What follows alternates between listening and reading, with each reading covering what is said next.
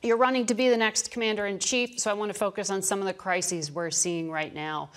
You were once a Navy JAG, which means you advised on the law of armed conflict.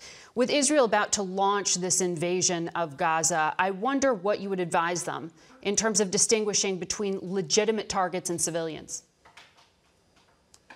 Well, one, Israel has a right to defend itself to the hilt, and that means the complete elimination of Hamas, the eradication of their terrorist infrastructure. Israel has put out warnings to civilians about where Israel is going to conduct operations and has told civilians there to leave the area.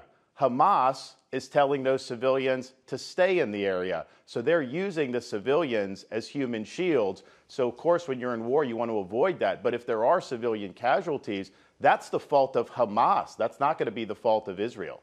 But would you advise, for example, the Israeli military to avoid attacking infrastructure to provide water and electricity as they have done?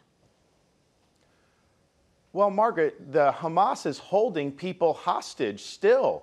You have Israelis being held hostage as well as Americans being held hostage. I understand I don't think they're under, but I don't think they're under an obligation to be providing water and these utilities while those hostages are being held. Hamas should return those hostages before any discussions are had. And it's a disgrace what they're doing, and Israel has every right to use all the pressure that they can to get those people back. There are 2.3 million people living in Gaza. Collective punishment is something you support?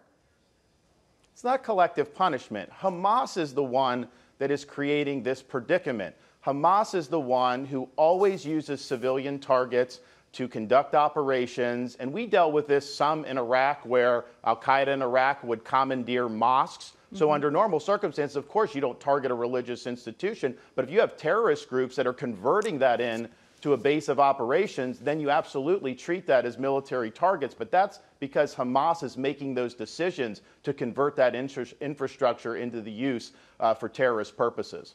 Is there any caution you would give to the Israeli military? Would you ask, for example, the prime minister to hold off until the 500 to 600 Americans who are trapped in Gaza manage to get out?